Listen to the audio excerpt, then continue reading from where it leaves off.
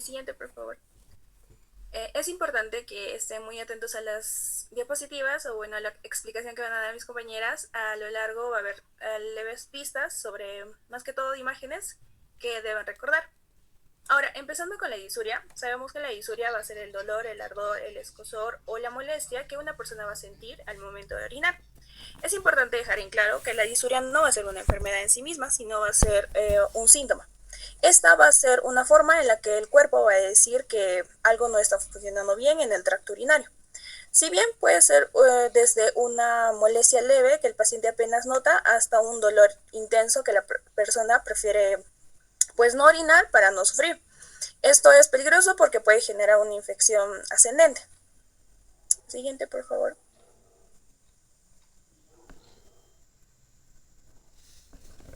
Ahora, hablando de la epidemiología, sabemos que en mujeres adultas del 50-60% van a tener al menos, van a contar con una infección urinaria con disuria en su vida. En embarazadas, el riesgo va a ser mayor por los cambios hormonales que van a presentar y la compresión mecánica del útero. En hombres jóvenes entre los 18 y los 35 años, que es menos frecuente y cuando va a aparecer es para pensar de uretritis por enfermedades de transmisión sexual o prostatitis. En hombres mayores de 50 años, la disuria va a ser sospechar por una hiperplasia benigna de próstata, por una obstrucción que va a generar el residuo de la orina o que va a predisponer a una infección o incluso el cáncer de próstata o la vejiga. En niños, la disuria es poco frecuente, pero es una bandera roja, ya que hay que descartar el flujo vesicouretral y las malformaciones congénitas. Ahora, la disuria es hasta 30 veces más común en las mujeres que en hombres, más que todo en edades jóvenes. ¿Por qué? Porque la uretra femenina, como sabemos, mide de 3 a 4 centímetros, mientras tanto la masculina va a tener una medida de 15 a 20 centímetros.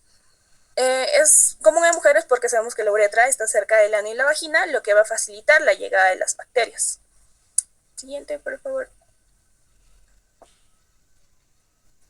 Ahora, debemos comprender algo muy útil para la clínica, que los pacientes usan palabras diferentes para definir lo que sienten. Primero vamos a hablar sobre el dolor al orinar, que esta va a ser una sensación punzada, una presión o un malestar general durante la micción. Esto va a sugerir una irritación en la uretra o la vejiga, pero muchas veces por una causa mecánica como un cálculo o un tumor. Segundo, tenemos el ardor urinario, que el paciente literalmente nos va a decir que quema al orinar.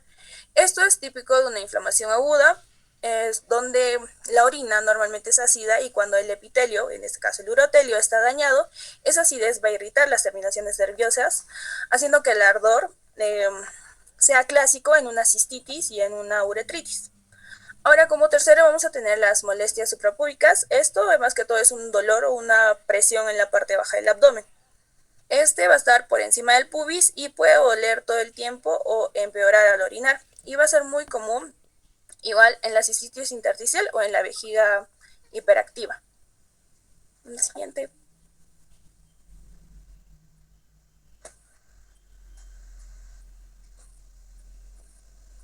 Ahora, hablando sobre anatomía, en este caso vamos a hablar sobre la anatomía del tracto urinario inferior.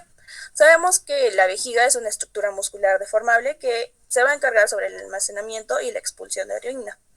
Esta va a tener una estructura similar a la de los uréteres y va a estar formado por tres capas. La primera, que va a ser la impermeable, es el urotelio, una capa intermedia vascularizada. Esta está formada por tejido conectivo y fibroblastos, y que se va a denominar la lámina propia. Y por último vamos a tener la capa del músculo detrusor. Ahora, la uretra se inicia en el cuello vesical y va a finalizar en el meato externo. Esta va a presentar una longitud de 3.5 a 5 centímetros y un esfínter con dos componentes. En este caso, el esfínter uretral interno de musculatura lisa y el esfínter uretral externo de una musculatura estriada. Ahora, el esfínter uretral interno a su vez va a presentar doble capa, una interna con las fibras longitudinales y una externa con las fibras circulares. La continencia urinaria en este caso se va a mantener por la acción de ambos esfínteres, pero el esfínter uretral interno se contrae de forma involuntaria, mientras que el esfínter uretral externo puede contraerse voluntariamente.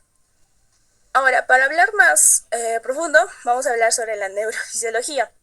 En neurofisiología, el tracto urinario inferior tiene un control periférico sobre la micción, es decir, la vejiga y la uretra tienen una función perfectamente coordinada sobre el almacenamiento y el vaciado. Esta está controlada por los sistemas simpático, parasimpático y el somático, a través de los circuitos aferentes y eferentes que produce el cerebro y la médula espinal.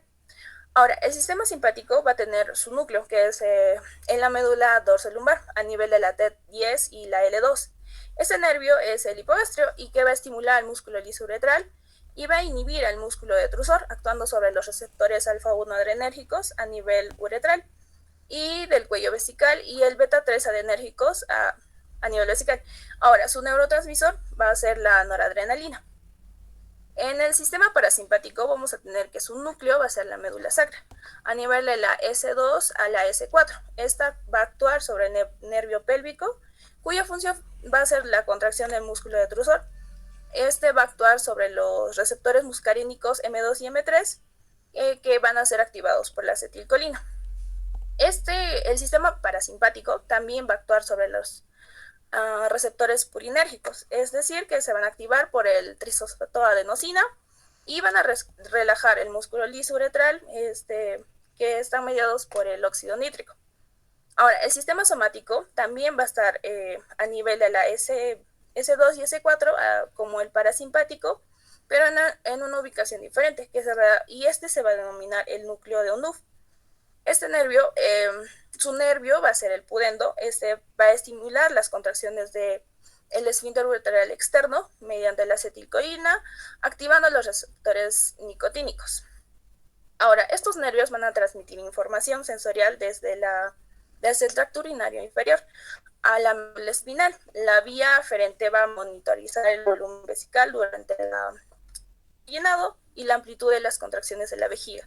En la fase de vaciado,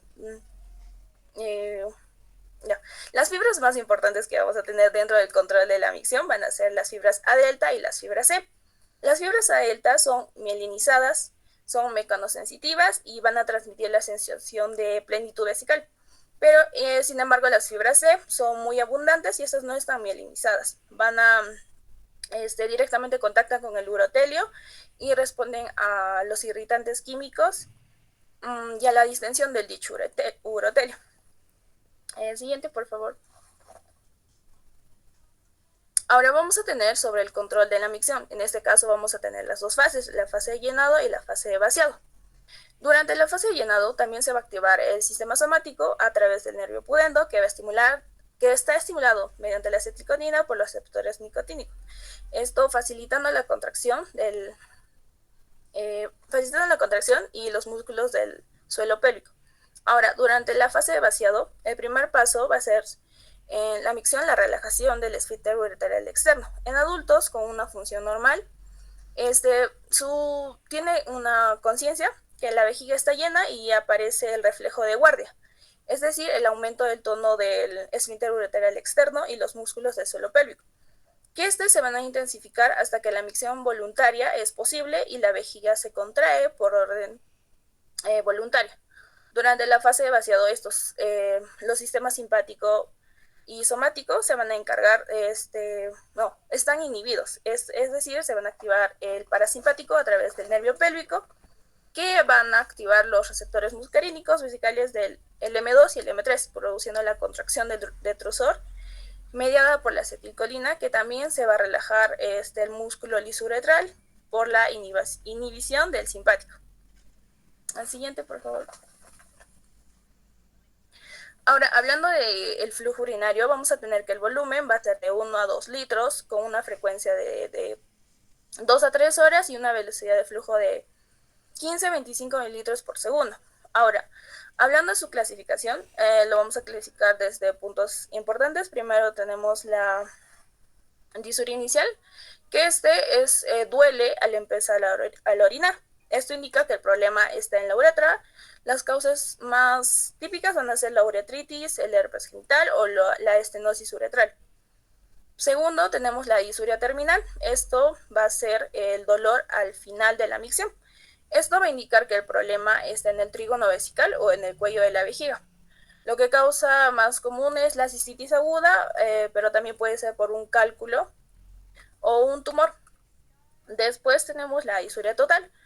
Esta va a estar presente durante toda la micción.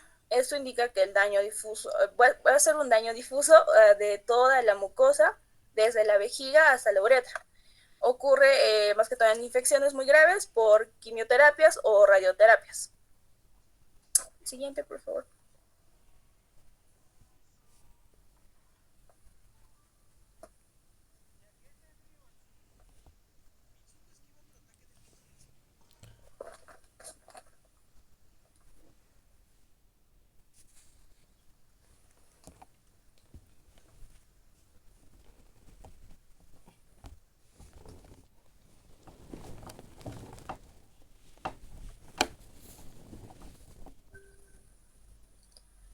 Bueno, parece que hemos tenido un problema con lo de las diapositivas, pero les voy a seguir hablando sobre los signos y síntomas. En la disuria casi nunca va a venir sola.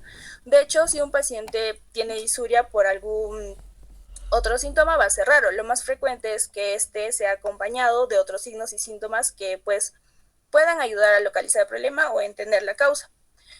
Vamos a empezar a clasificarlo en dos etapas. Primero tenemos el ardor urinario. Este va a ser, aunque el paciente va a describir una sensación de quemazón, como si la orina saliera caliente o como si le estuvieran echando alcohol en una herida. Este ardor suele ser más intenso en unas infecciones agudas. Ahora, también está la urgencia miccional. Esta es otro síntoma muy frecuente que el paciente siente una necesidad imperiosa, una repentina e inesperada de orinar, que no se va a posponer. Literalmente dice, me aguanto y de repente ya no puedo más. Después tenemos la poliuria, que esto significa orinar muchas veces al día en pequeñas cantidades. El paciente va a indicar al baño cada 30 minutos, cada hora, pero va a orinar poquito. Tenemos el tenesmo vesical, que es uno de los síntomas más angustiantes para el paciente y también que es uno de los más específicos que suelen presentar. Esto lo van a describir como un tengo ganas de orinar o muchas ganas de orinar, siento que la vejiga está muy llena y van al baño y se sientan y pues intentan orinar y sale muy poquito, como unas gotas o simplemente no sale nada. Después de eso está esa sensación frustrante que van a sentir los pacientes y va a ser muy molesto. Tenemos el dolor suprapúbico, que este es otro síntoma muy común. El paciente señala sobre la zona baja del abdomen, justo por encima del pubis, y dice, me duele aquí, tengo una presión, siento un peso. El dolor puede ser constante, puede aparecer solo al orinar o puede empeorar con la micción. Tenemos la hematuria, que es la sangre en la orina. Esto no es un síntoma obligatorio que puede estar presente en la disuria, pero cuando aparece junto con la disuria nos da mucha información sobre el problema que puede prender. Ahora, después vamos a ver más sobre la hematuria. El dolor lumbar este va a ser solo una zona de las costillas donde se unen con la columna los lados de la espalda. Es un signo muy importante si un paciente con disuria además presenta un dolor lumbar. Este puede ser un dolor espontáneo o pues solo o al presentarle un golpecito suave en esa zona con puño percusión positiva. Se va a pensar en pielonefritis o simplemente en un cálculo renal. Después tenemos la secreción uretral. Este va a ser un signo muy específico y solo va a aplicar en los hombres. Aunque es muy rara vez en las mujeres, puede tener uretritis con su secreción, pero en los hombres va a ser la presencia de secreción uretral junto con disuria inicial. Esta va a ser prácticamente un diagnóstico de uretritis por una enfermedad de transmisión sexual. ¿Cómo va a ser ahora la secreción que van a presentar? Si es espesa, amarilla o verdosa, como un pus, esto pues típica de gonorrea. Si es más clara, acuosa o mucosa, va a ser típica de clamidia. En el herpes se puede hablar puede haber úlceras y también una secreción serosa o con sangre. Gracias. Va a pasar a las 7 diapositivas. Ya, Ahora vamos a comenzar con lo que es la parte de la fisiopatología. En la fisiopatología tenemos primero lo que sería al comienzo del inicio o agresión de lo que es la parte del urotelio, lo que se mencionó antes, como lo que mencionó la compañera, sobre lo que es el tejido principal. En acá tenemos que la fisiopatología de la disuria comienza cuando, por ejemplo, un agente puede producir lo que es una irritación o lo que es una lesión, como en el urotelio. Acá tenemos lo que es la parte de las causas infecciosas y lo que son las causas no infecciosas. Tenemos, por ejemplo, que las causas más infecciosas corresponden a lo que es el Escherichia coli en la parte uropatogénica. O también tenemos lo que es el Enterococcus faecalis o también lo que es el Proteus mirabilis. Otros tenemos lo que son las causas no infecciosas, como también lo mencionaron, lo que es la litiasis urinaria o también lo que son los tumores urinarios. Aparte también tenemos lo que sería, lo que por ejemplo tenemos las radioterapias o traumatismos o como también la cistitis, que se va a mencionar más adelante como una de las causas de lo que puede provocar lo que es la disuria. Este tiene como resultado lo que es la lesión del urotelio. En acá ocurre lo que es por ejemplo, si es en la parte infecciosa, tenemos lo que es la adhesión de la bacteria o la colonización. En acá la parte de las infecciones presentan lo que son, por ejemplo, tenemos la causa de lo que es el Escherichia coli o lo que es la parte uropatógena o uropatógena. Lo que el olor aparece más o menos inmediatamente. Acá primero se ocurre lo que, como se mencionó, lo que es la adhesión de la bacteria en el urotelio, mediante lo que presenta son las fimbrias o las bilis. O también tenemos la colonización de la mucosa urinaria. Acá luego ocurre lo que es la resistencia o en el mecanismo de lo que es la misma protección de del tejido, ¿no? Y aparte acá, donde se ocurre lo que es la multiplicación bacteriana de lo que ya estábamos mencionando, y ocurre lo que es el daño directo de las células epiteliales en lo que es el urotelio. Acá, como se establece, tenemos como, por ejemplo, algunas consecuencias, que es el aumento de la permeabilidad epitelial, también donde se altera la función protectora de lo que es la mucosa. Por ejemplo, tenemos en la parte del urotelio, donde se puede ser afectado por las contracciones de lo que son al momento de orinar. Otro también tenemos lo que es la parte de los componentes de la orina, donde penetran a otras capas más profundas, o las enfermedades también como en las terminaciones nerviosas, lo que son en el epitelio, quedan expuestas o también se llegan a irritarse. En siguiente tenemos lo que es la parte de la activación de las respuestas inflamatorias. En acá, como se menciona, pueden participar algunas células como lo que son los macrófagos, los mastocitos. También tenemos los neutrófilos y lo que son las causas dendríticas.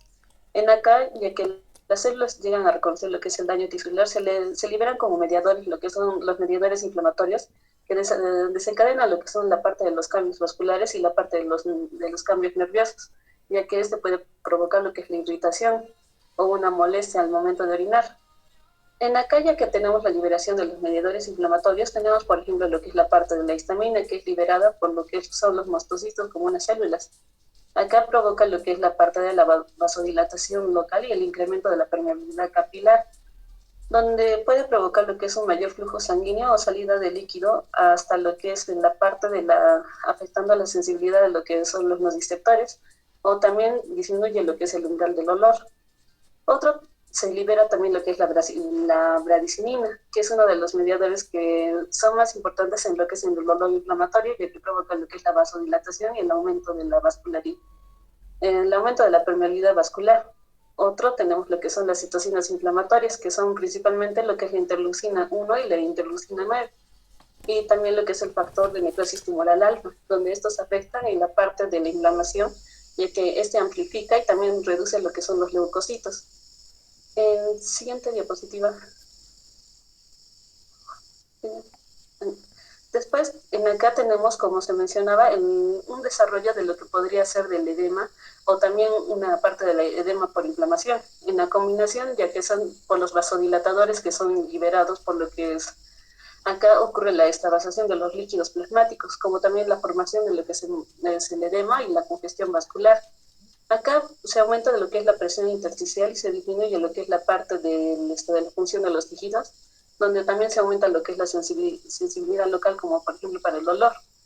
En acá tenemos lo que son la sensibilidad nerviosa, como la activación de los nervios por la inflamación de un solo estímulo de las fibras nerviosas, ya que este llega a modificar el comportamiento funcional de lo que tienen en estas. Por ejemplo, tenemos lo que es la sensibilidad periférica, que son por los nociceptores, ya que se vuelven estos en momentos hiperactivos por la, que es prostaglandina o la bradicinina, o por la interleucina 1 o el factor de necrosis tumoral alfa.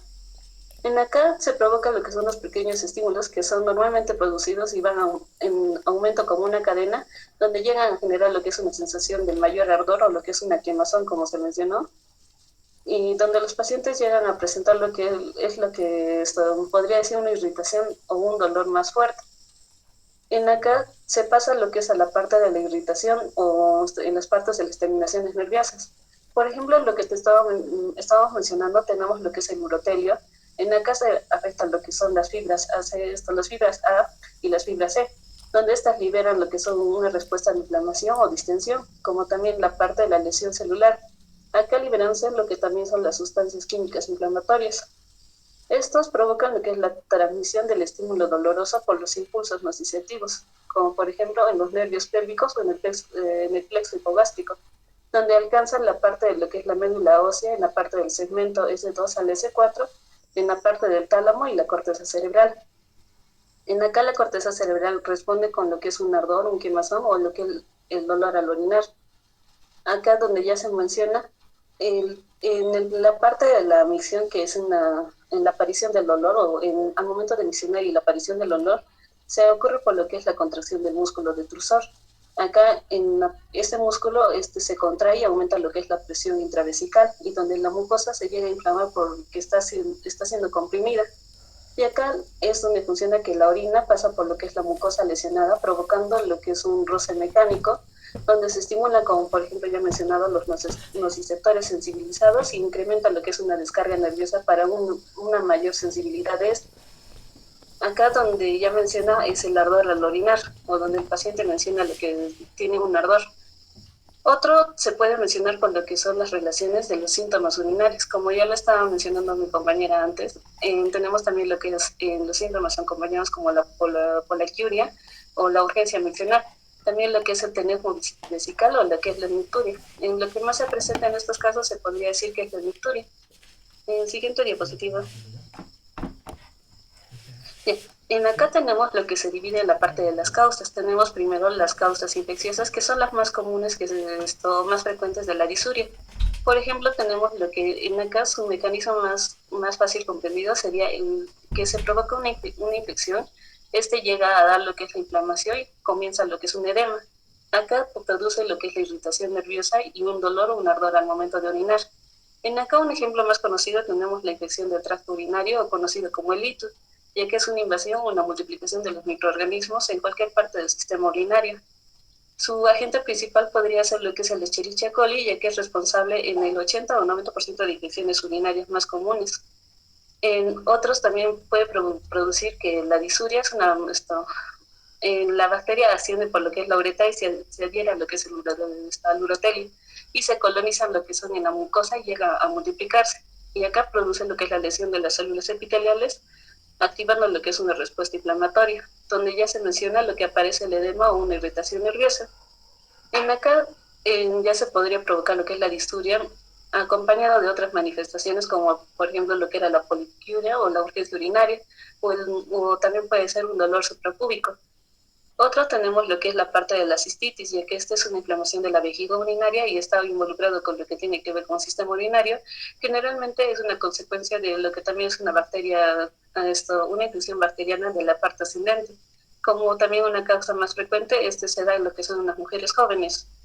En acá se desarrolla, en su fisiopatología se desarrolla lo que es una parte del edema y se aumenta lo que es la vascularización y un aumento de la sensibilidad en los receptores, provocando lo que es un mayor dolor al momento de orinar, donde en parte también entra lo que es el músculo detrusor, ya que se llega a contraer y provoca también lo que es una mayor irritabilidad y un compromiso al momento de comprometer lo que es la parte de de la vejiga. Otro, en acá tenemos sus manifestaciones, como se podría presentar junto con lo que es la disuria, también la urgencia urinaria o lo que es el tenebo vesical, como ya también mencioné, el dolor suprapúbico. Otro, tenemos lo que es la uretritis. En acá se involucra por la inflamación de la uretra, ya que se asocia a una frecuencia de infecciones de transmisiones sexuales. Por ejemplo, en acá el edema de la pared uretral, lo que ya llega a formarse por lo que es la inflamación, provoca lo que también es la congestión vascular y provoca lo que es la irritación de las terminaciones nerviosas. Siguiente. Diapositiva. Ya. Tenemos también por las enfermedades de transmisión sexual. En acá tenemos transmitidos principalmente por lo que es el contacto sexual y acá se puede, por ejemplo, tener lo que es el herpes simple o lo que también es la clamidia o la trichomonas, o se puede dar por estos. Y la infección, ya que esta genera lo que es una inflamación uretral, en acá se provoca lo que es un edema y también lo que son las estimulaciones nerviosas. También junto con esto tenemos lo que es la prostatitis, que es una inflamación de la próstata y esto se da más en lo que son adultos jóvenes. En acá se da por lo que es por ejemplo, por la Escherichia coli o por lo que es el Proteus mirabilis, ya que se provoca lo que es un edema prostático y una compresión de la uretra prostática. Tenemos la vaginitis, ya que esta es una inflamación de la mucosa vaginal que aumenta lo que es una afección exactamente a lo que es el sistema urinario, provocando lo que es una anomalía en lo que es la anatomía general. Puede ser dada por lo que también son las trichomonas o lo que es una cándida. Y en acá se provoca lo que es un eritema y genera lo que también es un edema para la hipersensibilidad de la mucosa. Tenemos también lo que son las causas obstructivas o las causas mecánicas, que son por la obstrucción del flujo urinario o también por lo que puede ser un daño mecánico. Algunos casos se genera por lo que podría ser, por ejemplo, una lesión en estos. En acá puede provocarse por lo que es la litiasis urinaria, ya que este es como una obstrucción o genera lo que es la obstrucción y puede esto presentar lo que también es el dolor suprapúbico o junto con cólicos renales. Y tenemos la hiperplasia prostática benigna, que es el aumento del tamaño de la próstata, pero como se dice, es benigno, ya que es principalmente también en la parte de los hombres mayores. En siguiente diapositiva.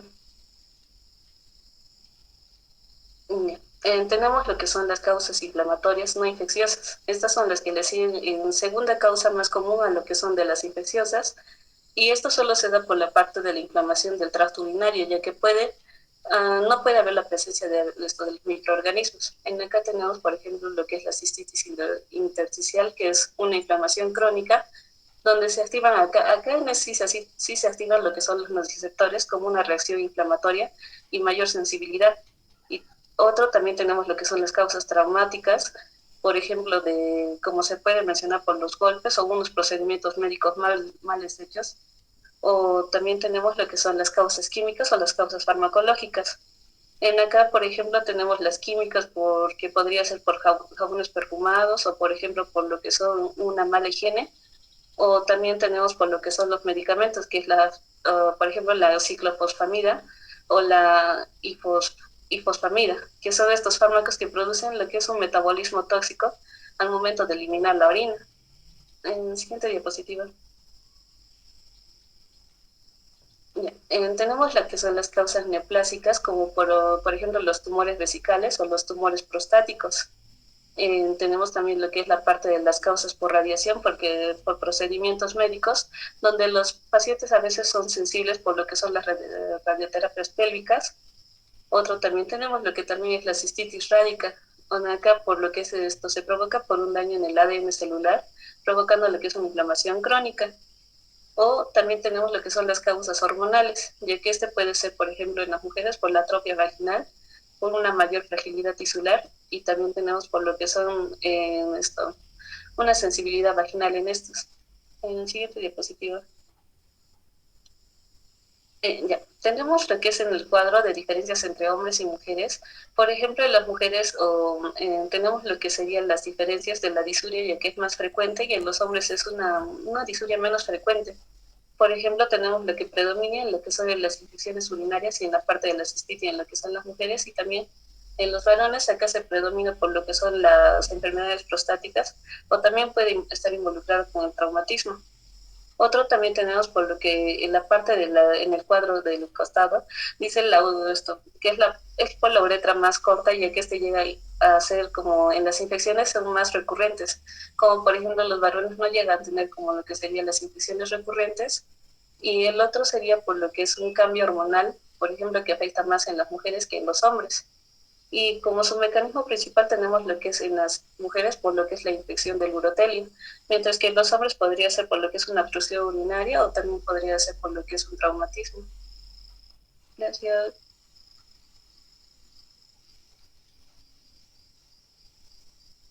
Bueno, Bien, vamos a pasar a la parte de la hematuria. Como tal, ¿qué es la hematuria? Bueno, como todos ya sabemos, la hematuria normalmente se define como la presencia de eritrocitos en la orina o una cantidad normalmente elevada. Bueno, en condiciones normales se supone que el riñón debería filtrar la sangre de manera selectiva, lo cual, y también la parte del urotelio, ¿no?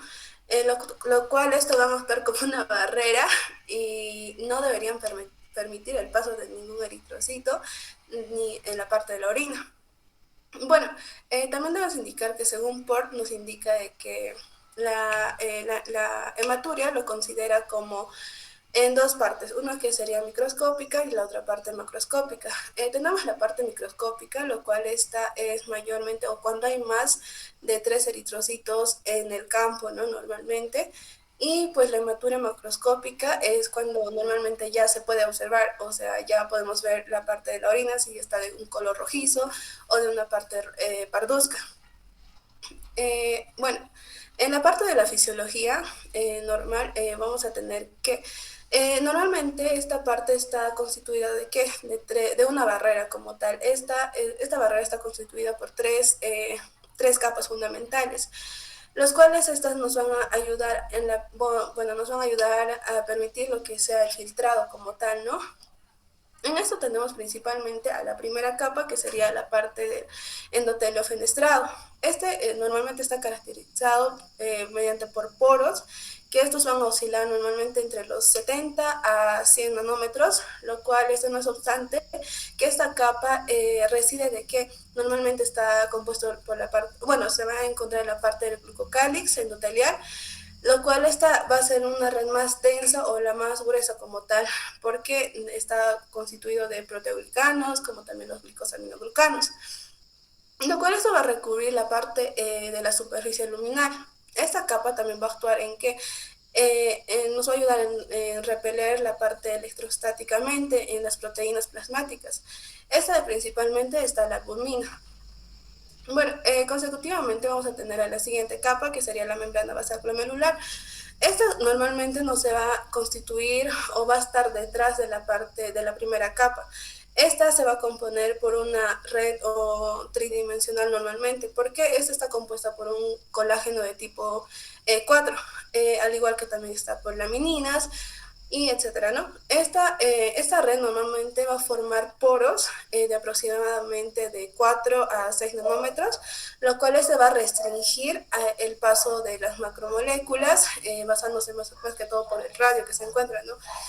Consecutivamente vamos a tener la tercera capa, que es el tejido especializado mayormente, o también llamado como tejido visceral.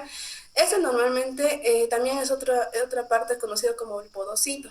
Esta célula normalmente ya como su propio nombre dice, tiene patitas ahí, lo cual estas se van a extender y van a empezar a rodear la parte de los capilares, lo cual estos van a dejar en la parte del diafragma como una hendidura.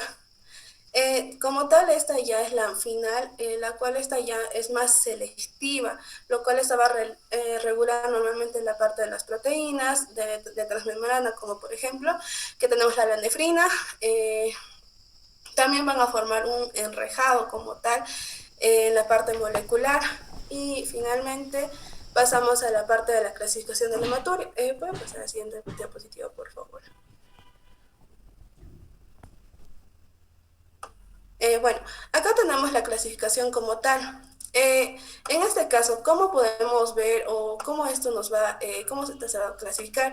Normalmente vamos a tener una que es por la cantidad que tenemos, ¿no? En ese tipo, eso nos clasifica la parte de Port, que es la macroscópica y la microscópica. En sí, la microscópica, esta es muy importante debido a que esta mayormente se constituye a la mayor cantidad o tiene que estar mayor a 3 de eritrocitos. Normalmente esta no es visible, por lo cual esto normalmente se detecta en la parte del examen general de orina, lo que muchos conocemos como el EGO. Otro también se podría considerar como la parte del uroanálisis con las tiras reactivas.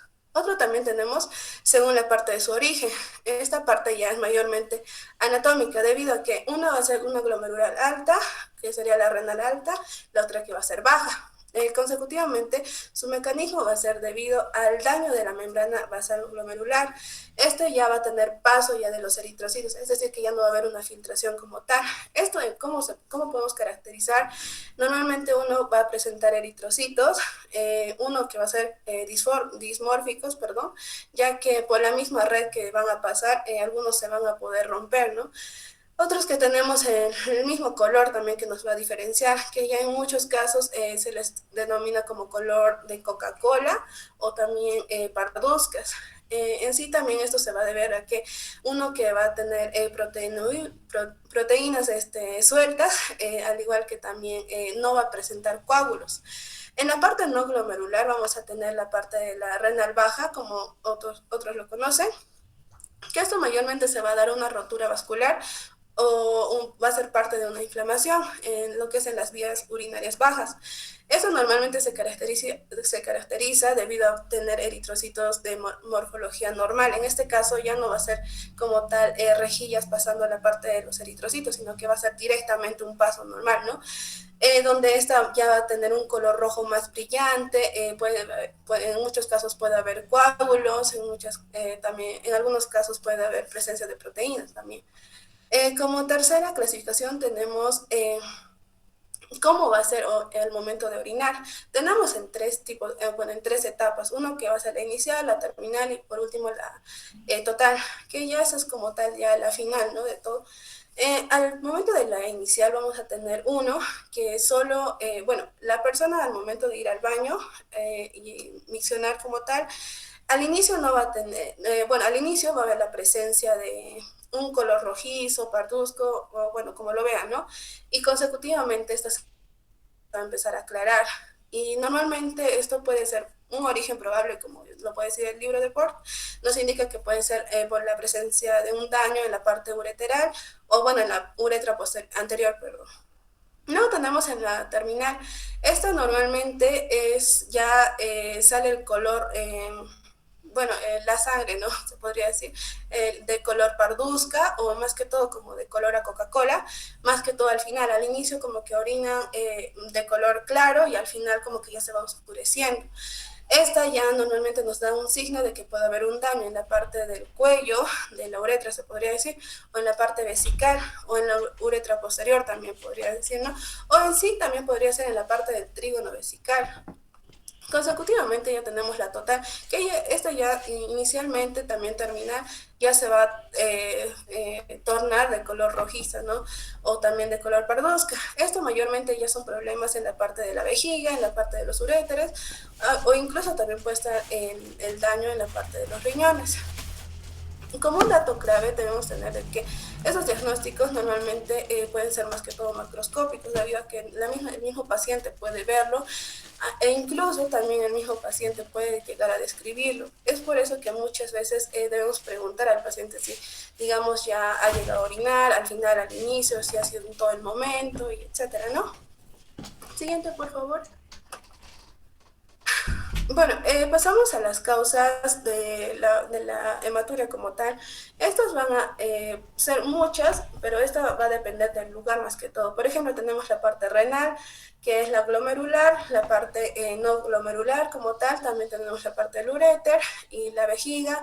También en las mujeres y en los hombres también vamos a tener netamente la próstata, ¿no? Y luego consecutivamente la uretra.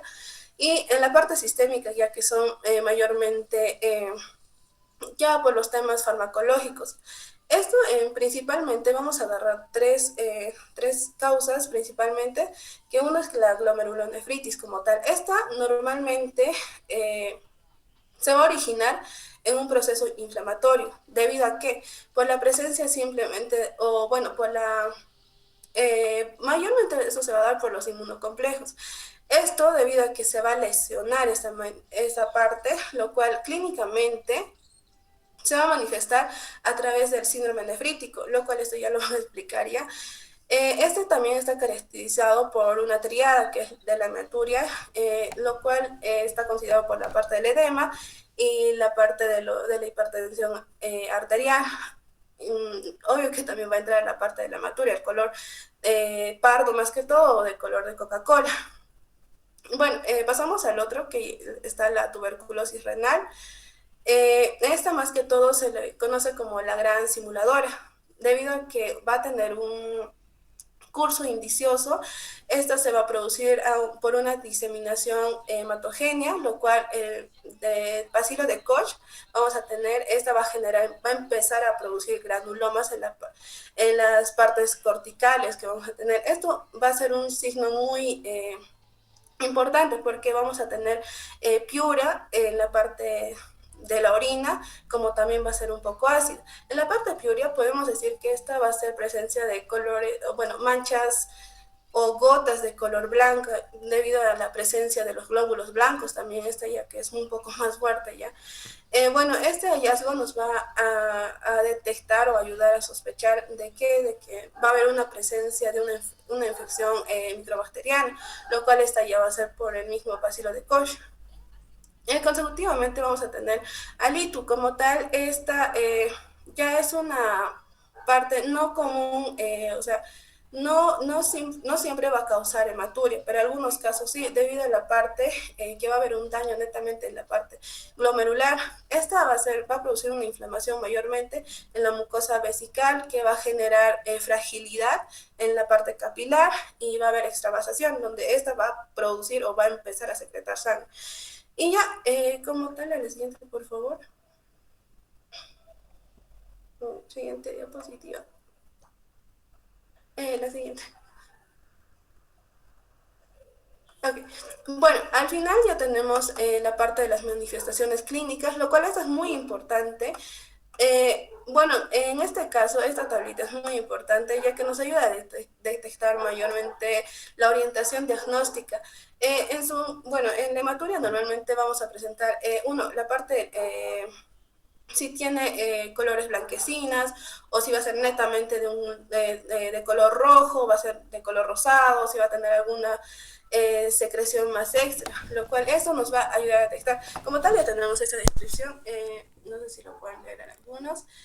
Al final podemos indicar que el doctor normalmente debe preguntar una parte que si es que la hematuria o al momento de orinar va a presentar dolor o no va a presentar dolor. Esto mayormente se le pregunta en qué, en los adultos mayores, debido a que uno normalmente esto se debe pensar principalmente en un carcinoma vesical o un carcinoma renal, hasta que se demuestre lo contrario, porque esto mayormente se causa más que todo en los adultos mayores, ¿no? Y ya eso sería todo.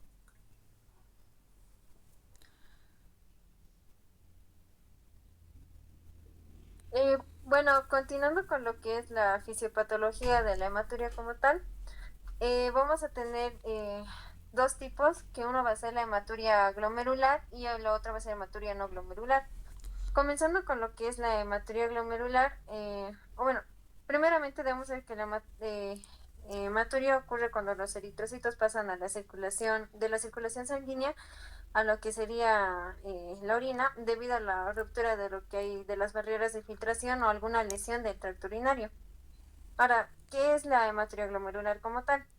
La hematuria glomerular es la presencia de eritrocitos en la orina que provienen de lo que es el glomérulo renal, como se puede ver en la imagen, que esto es debido a lo que es una ruptura o alguna alteración de la barrera de filtración glomerular. Ahora, para entender esto, debemos saber primeramente la estructura normal de la barrera de filtración. Como tal, como se puede ver en la imagen 1, tenemos primeramente al endotelio fenestrado o el endotelio capilar glomerular, eh, que este es el que permite el paso del plasma, pero no de las células sanguíneas o de proteínas. También tenemos a lo que es la membrana basal glomerular, que es eh, se va a encargar más que todo de lo que es de crear una carga negativa para que no pasen lo que es las eritrocitos o las proteínas, y esta está constituida de lo que es una malla de colágeno tipo 4. Y también tenemos al epitelio visceral, que podemos ver a los podocitos. Los podocitos están junto con las hendiduras de filtración. También, eso. Bueno, continuando tenemos los mecanismos que se va produciendo en lo que es la hematuria glomerular. Primeramente tenemos el daño a lo que es la membrana basal glomerular. Ahora, este daño a la membrana generalmente puede ser por varios mecanismos o puede ser causado por varios factores. Uno es la inflamación, una inflamación inmune, como puede ser la glomerulonefritis postestreptocócica. También tenemos a los depósitos de inmunocomplejos, como la nefritis lipídica, o también la glomerulonefritis que membrano proliferativa. También tenemos los anticuerpos que están en contra de la membrana basal. Estos se encuentran más que todo en el síndrome de Goodpasture, que es un anticuerpo que va en contra del colágeno tipo 4, se podría decir. Y luego tenemos la degradación enzimática y el defecto genético que tiene que ver con el síndrome de Alport, que esta es una mutación en la cual va a estar en contra de lo que es el colágeno tipo 4 de igual manera. También tenemos lo que es el aumento de la permeabilidad glomerular. Se nos menciona que va a haber dos cambios fisiopatológicos importantes aquí. Uno va a ser la pérdida de la carga negativa. La pérdida de la carga negativa son los proteoglicanos, que normalmente estos son los que llegan a repeler lo que es la proteína y las células por la carga negativa. Y, y sin esta repulsión electrostática, los eritrocitos y proteínas pueden pasar a lo que es a la filtración urinaria. Ahora, también tenemos el aumento del tamaño de los poros como tal. Este aumento de los poros hace que las hendiduras de filtración se ensanchen y la membrana puede adelgazarse o romperse completamente y hace que el umbral de exclusión que tienen por tamaño se llega a reducir. Entonces los eritrocitos pueden atravesar la barrera como tal. También tenemos como tal que el paso de los eritrocitos al espacio de Bowman van a pasar primeramente de lo que es la circulación glomerular por una presión que se va a provocar. Entonces, esta presión hace que sean empujados hacia el espacio de Bowman y estos atraviesan la membrana basal. Ahora, los eritrocitos como tal no van a estar intactos o normales porque estos llegan a tener cierta alteración como tal, donde vamos a llamar lo que son eritrocitos dismórficos, que estos son causados más que todo por un daño mecánico al cruzar lo que es la membrana basal, que al atravesar lo que son las fístulas, se podría decir, de la membrana basal que se va a causar, los eritrocitos se llegan a estirar como tal y se llegan a romper y se llegan a formar lo que son vesículas o algunas protusiones en su estructura. También vamos a tener los cambios osmóticos en la parte del túbulo. Cuando los eritrocitos ingresan a lo que es el túbulo renal, debemos tomar en cuenta que estos llegan a tener una osmolaridad variable. Entonces los eritrocitos se llegan a hinchar o a encoger según lo que es el gradiente. También vamos a tener lo que son los cambios de pH. La orina suele ser ácida, por lo cual llega a alterar lo que es la membrana eritrocitaria y también la hemoglobina como tal. También tenemos lo que es la pérdida de hemoglobina, donde la membrana del eritrocito se llega a permeabiliza y la hemoglobina se llega a redistribuir ahí mismo de forma desigual. Bueno, y también otro dato que encontré es que hay una formación de los cilindros hemáticos. Esto generalmente se ve microscópicamente. Los cilíndricos hemáticos llegan a ser unos hallazgos patognomónicos, que se podría decir, que solo aparece si los eritrocitos vienen de la nefrona como tal. Entonces, su mecanismo de formación de estos es que los eritrocitos, al entrar al túbulo renal desde el glomérulo, pasan por el túbulo distal y el colector, pero el pH ácido el pH ácido más las proteínas que se llegan a encontrar en el asa de Henle, que son los de Tam Horsfall, si me equivoco, llegan a formar una malla proteica en estos eritrocitos, por lo cual los eritrocitos llegan a quedar atrapados en esta malla y como se puede ver en la imagen, llegan a formar eh, un cilindro que toma la forma del túbulo como tal. Entonces el cilindro sí se puede llegar a desintegrar parcialmente la orina, pero mantiene su forma cilíndrica microscópicamente. Ahora, la estructura del cilindro hemático se divide en tres. Una es la estructura central, donde van a estar los eritrocitos, la matriz que contiene lo que es la proteína de Horsfall, y también lo que es la forma, que va a ser una forma cilíndrica con bordes paralelos y a veces van a tener extremos redondeados. También otros hallazgos que encontramos en la materia glomerular va a ser la proteinuria. La proteinuria aparece porque el mismo daño que permite el paso de los eritrocitos como tal, también va a permitir el paso de las proteínas. Como resultado final de esto, la orina llega a tener un color café, tipo Coca-Cola podríamos decirlo, por lo que es la hemoglobina oxidada y por lo cual debemos tomar en cuenta que en la materia glomerular no se encuentran los coágulos, pero sí encontramos lo que es los cilindros hemáticos y las proteínas. Siguiente, por favor.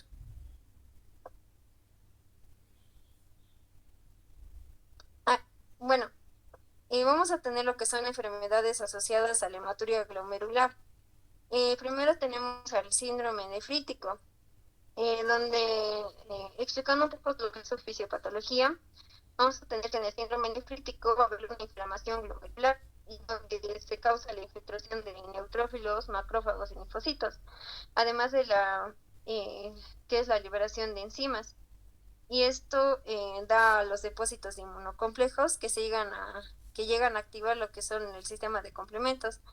En este caso, la C3A y la C5A llegan a provocar lo que es el daño por la quimiotaxis de los neutrófilos. Y la membrana basal llega a romperse, por así decirlo, y por eso se permite el paso de los eritrocitos más el paso de las proteínas. Esto que nos va a dar a lo que es la hematuria más lo que es la proteinuria. Y además va a haber una proliferación celular. Esta proliferación da lo que es una oligura y una elevación de la creatinina. Ahora, por eso, como se puede ver en la imagen, en el síndrome nefrítico tenemos la tríada de la hematuria, eh, el edema y también la hipertensión arterial. Y bueno, también vamos a tener otras enfermedades típicas que se van a encontrar, como puede ser la glomerulonefritis postestreptocócica, la nefritis lúpica por el lupus eritematoso sistémico, el síndrome de Goodpasture, la glomerulonefritis membranoproliferativa y la vasculitis. Siguiente, por favor.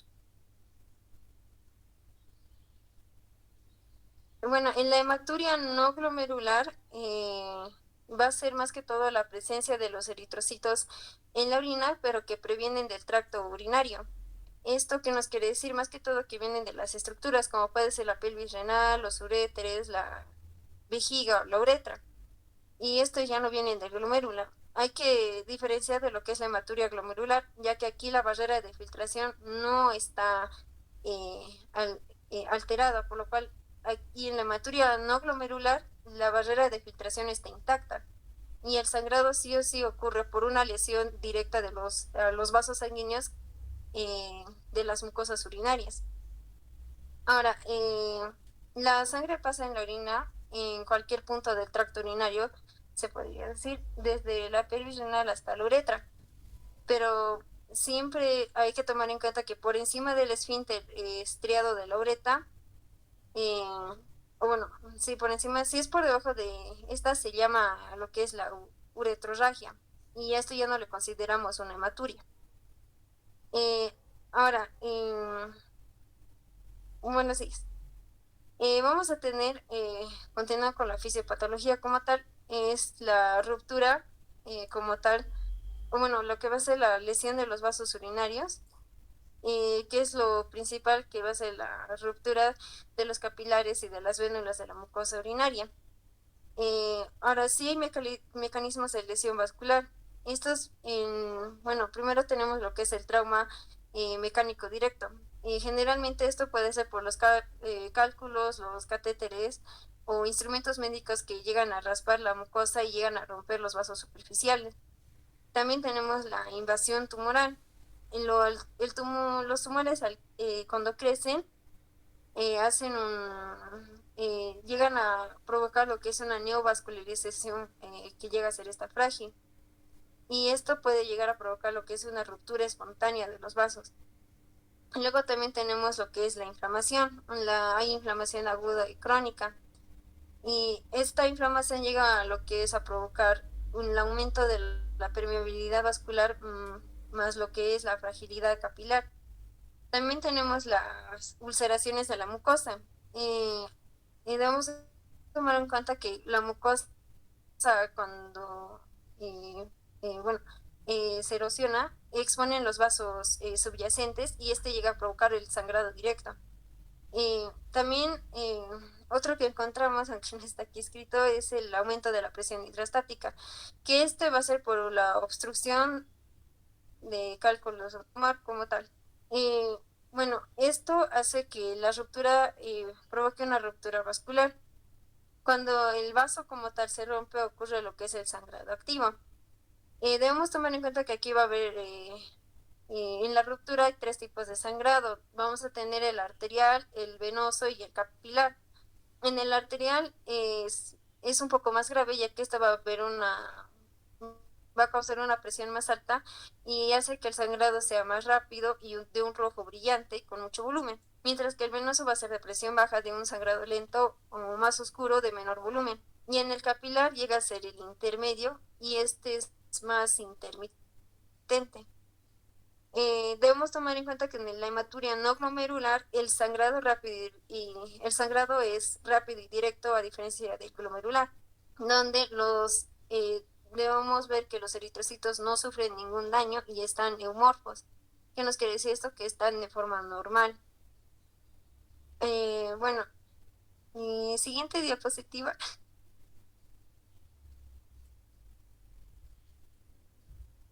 Vamos a tener como tal lo que son, bueno, voy a explicar ciertas fisiopatologías de cada mecanismo que llega a causar la ruptura de los vasos. Como tal, tenemos a lo que es la litiasis. La litiasis, primeramente, es la formación bueno, de los cálculos se puede decir, pero son de los litos. Y vamos a tener primeramente que los litos se van a mover dentro de lo que son la parte de los uréteres y estos llegan a ser más grandes que el volumen que tiene la estructura, por lo cual va a causar una obstrucción parcial o total.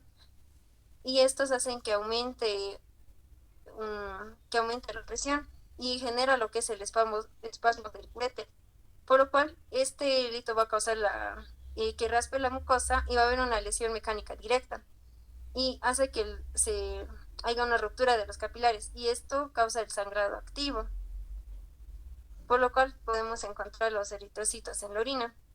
Ahora, bueno, en las características vamos a tener que el eritrocito va a ser eumorfo, que mantiene su estructura, y se puede ver lo que es el color rojo brillante, además de que va a haber la presencia de coágulos, y más adelante voy a explicar el por qué.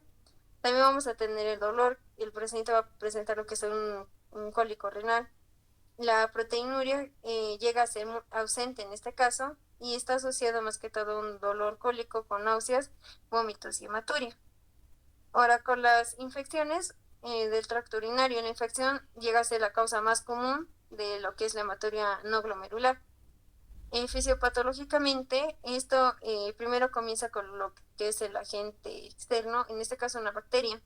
El más común, bueno, el que se diría que es el de causa más frecuente va a ser la Escherichia coli con un 80%. Esta va a tener lo que es la capacidad de lo que es la adhesión al urotelio, por lo cual va a generar lo que es una replicación bacteriana, más que todo en la estructura de la vejiga. y esto va a provocar lo que es una respuesta inmunolata, lo cual va a provocar lo que es la liberación de las citocinas y el reclutamiento de neutrófilos. Y aquí se provoca lo que es la inflamación de la mucosa vesical, y esto hace que haya un aumento de la permeabilidad vascular más la fragilidad capilar que se va a encontrar, y provoca lo que es el sangrado de capilares de la lámina propia, que es de la mucosa de la vejiga. Y esto hace que provoca que haya la presencia de lo que es los eritrocitos en la orina. Bueno, también vamos a tener lo que es la parte de tumores, en la cual primeramente esta va a ser por una mutación genética. Esta mutación genética va a provocar lo que es una proliferación celular anormal, y se llega a formar y crece y se hace más invasivo. Y esto provoca lo que es la neovascularización, donde se van a hacer los vasos más frágiles. Y llega a haber un momento en los que pueden llegar a necrosarse como tal, y provoca lo que es la ulceración de la mucosa. Y esto provoca más que todo lo que es la ruptura espontánea de los vasos, y hace que el sangrado sea intermitente. Y también produce lo que es la presencia de orina la presencia de eritrocitos en la orina. Ahora, más que todo del por qué se provoca los coágulos, es más que todo porque la sangre entra directamente, bueno, como tal, la sangre entra directamente a lo que es la orina junto con los factores de coagulación intactos. Esto nos quiere decir que no hay una degradación de los factores de coagulación, por lo cual la orina no puede inhibir la coagulación significativamente. Y el siguiente.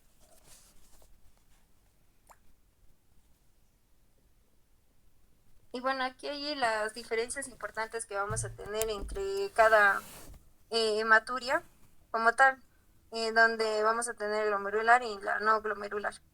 Y ya, eso es todo. Siguiente.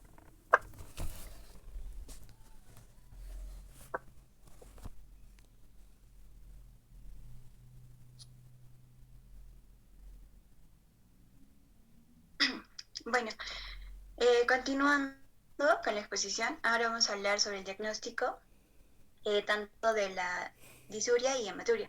Como bien se sabe, por ejemplo, la disuria y la hematuria son síntomas, ¿no? Más frecuentes en enfermedades de tracto urinario, como ya le habían explicado mis compañeras. Lo más importante aquí, por ejemplo, va a ser lo que es la anamnesis.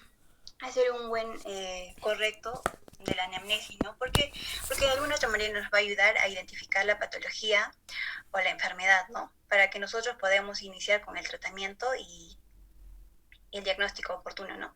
Como bien le decía, disuria y hematuria son síntomas, ¿no? Por ejemplo, vamos a tener lo que es el anamnesis, por ejemplo, ¿no? Preguntarle, ¿no? A nuestro paciente cuándo inició sus síntomas, ¿no? Por ejemplo, hace cuánto tiempo, así fue hace una semana, 2 semanas, hace un mes, ¿no? Y también preguntarle cómo es, ¿no? Como tengamos tanto disuria como hematuria, mis compañeros explicaron, ¿no?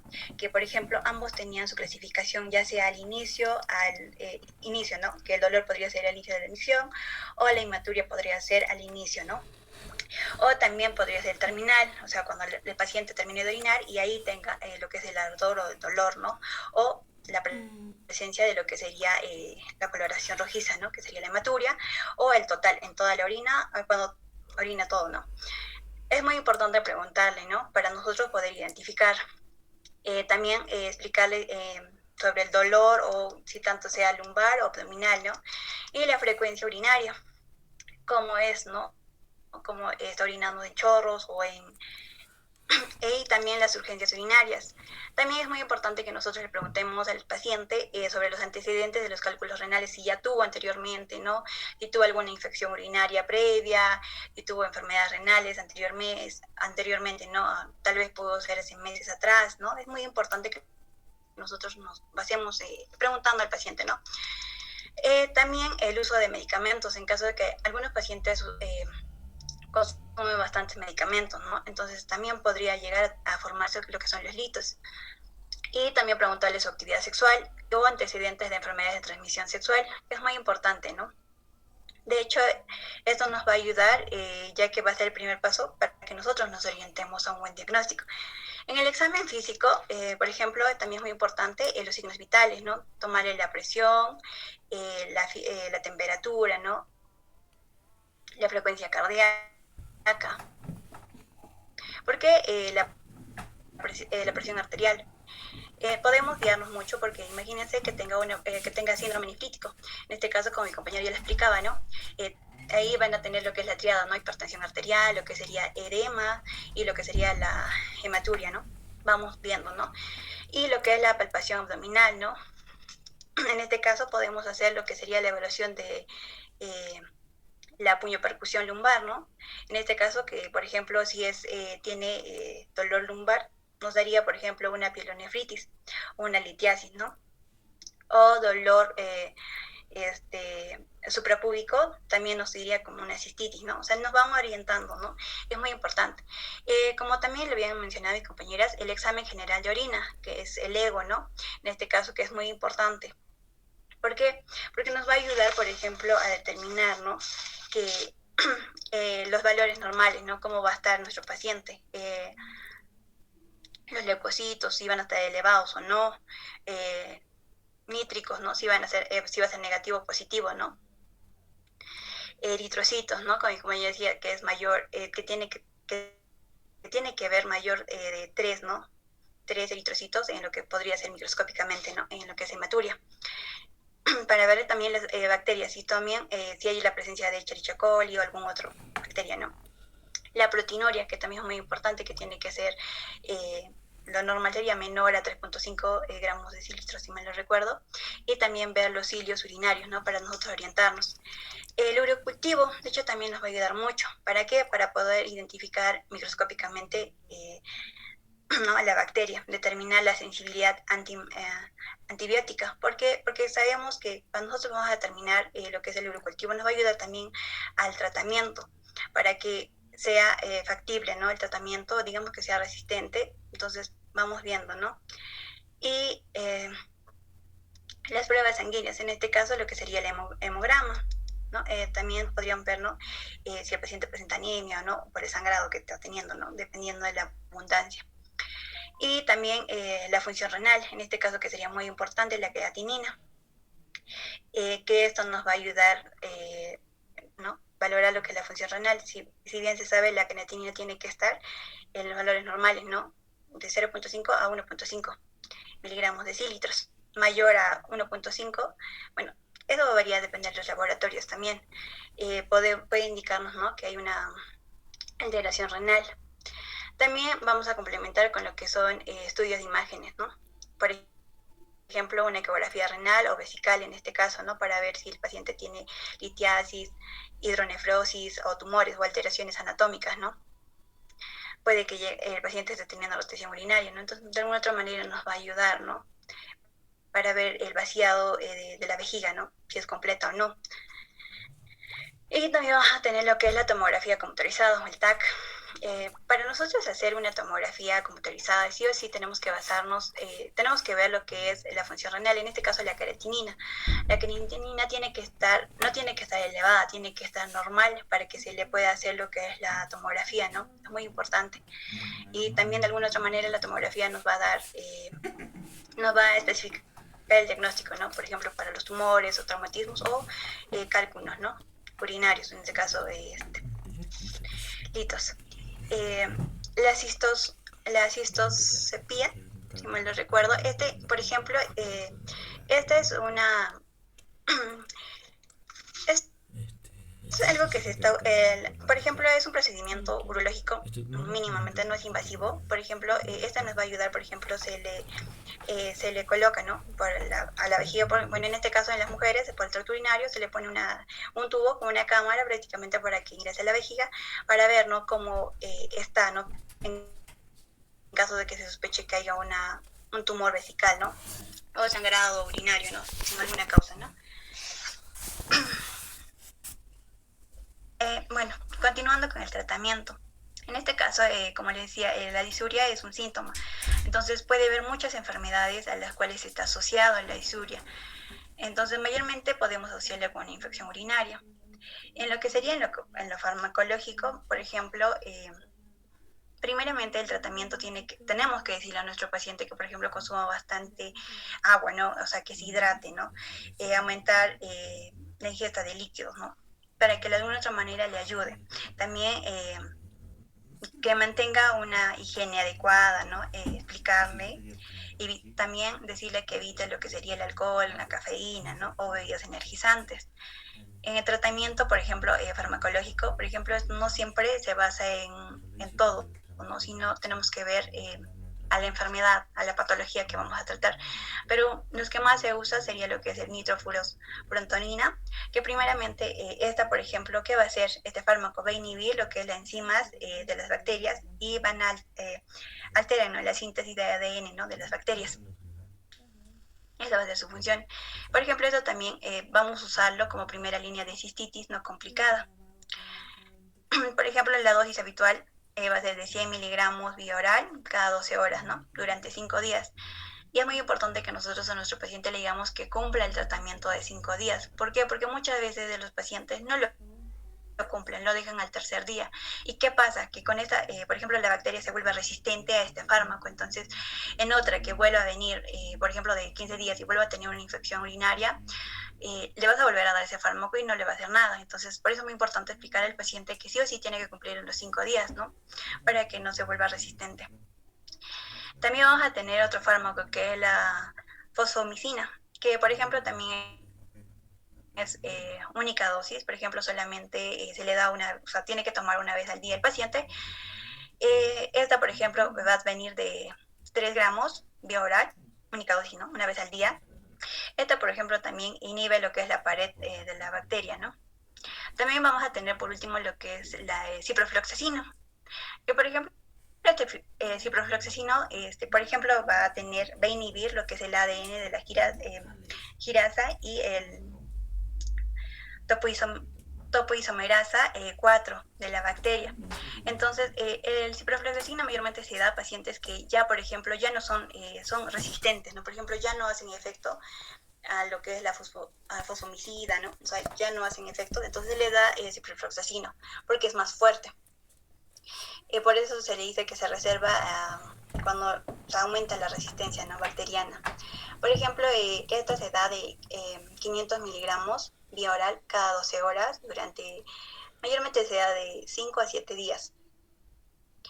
También podemos acompañar, ¿no?, otro tratamiento para que el paciente, por ejemplo, en caso de que tenga ardor, dolor al orinar, molestias, ¿no?, otras molestias, podemos darle fenoxapiridina, que esta, por ejemplo, va a ayudar a lo que es aliviar, ¿no?, el dolor, las molestias al orinar, ¿no? Que esta va a venir, por ejemplo, en dosis de 200 miligramos vía oral cada 8 horas. También podemos complementarlo con AINES, por ejemplo, ibuprofeno, diclofenaco, ¿no? Que, por ejemplo, el diclofenaco le podemos dar 400 miligramos cada 8 horas, bueno, según lo que el paciente necesite, ¿no? Y esto nos va a ayudar lo que va a hacer a disminuir, ¿no?, lo que es la inflamación y el dolor, en este caso en el paciente. Y el diclofenaco, ¿no?, que vamos a darle vía oral de 500 miligramos cada 8 horas para disminuir también el dolor y la inflamación, ¿no?, que podemos acompañar con este tratamiento. Tratamiento ahora de la hematuria. De hecho, en este caso, como les decía, es un síntoma. De hecho, es muchas las patologías que podemos asociar a la hematuria. Por ejemplo, la hematuria no tiene un tratamiento único. Siempre debe tratarse la causa de dónde procede, ¿no? Como decía, puede ser un síndrome nefrítico, muchas otras causas, ¿no? O lupus, ¿no?, eritematoso. Entonces, podemos ver muchos. Entonces, ya vamos seleccionando qué patología es y de acuerdo a eso tenemos que hacer el tratamiento. Pero, por ejemplo, si es una infección urinaria, podemos usar antibióticos, ¿no?, como decían, ciprofloxacino, clindamicina, ¿no?, entre otros fármacos. Por ejemplo, en caso de que sea por litiasis urinaria, en este caso el fármaco que mayormente usan para calmar el dolor del paciente va a ser ketorolaco, ¿no? ¿Por qué? Porque como sabemos la litiasis va a causar un dolor horrible en el paciente, entonces sí se le da ketorolaco, ¿no? Para calmar el dolor, pero ya se va a acompañar con otros tratamientos ya dependiendo lo que el paciente presente, ¿no? La patología que presente. Y también le podemos decir, ¿no? Que tome bastante agua, ¿no? La hidratación. Si es por glomerulonefritis, en este caso podemos usar lo que son los corticoides o inmunosupresores, ¿no? Por ejemplo, podemos usar el que es más conocido, que es la prednisona, ¿no? Prednisona, ¿no? En este caso, que va a ser de 0.5 a 1 miligramos, ¿no? Kilogramos por día, que va a ser vía oral. Que esta también nos va a ayudar, ¿no? A la que sería la respuesta inflamatoria, ¿no? Si es por tumores, en este caso, ¿no? Puede ser ya una cirugía, ya se somete a lo que es una cirugía, depende de eso, una quimioterapia o una radioterapia, ¿no? Vamos viendo qué tiene depende de la patología que el paciente presenta. También es muy importante recalcar que, como les decía, la hematuria y la disuria son síntomas de muchas patologías, ¿no? Se van a asociar a muchas patologías, no solamente una enfermedad, sino es un síntoma. Entonces, por ende, el tratamiento, el diagnóstico se tiene que basar, depende de la patología que nosotros detectemos en el paciente. Y eso sería todo, gracias. Vamos a pasar ahora con la dinámica. No sé si nos puedes esperar un momento, por favor.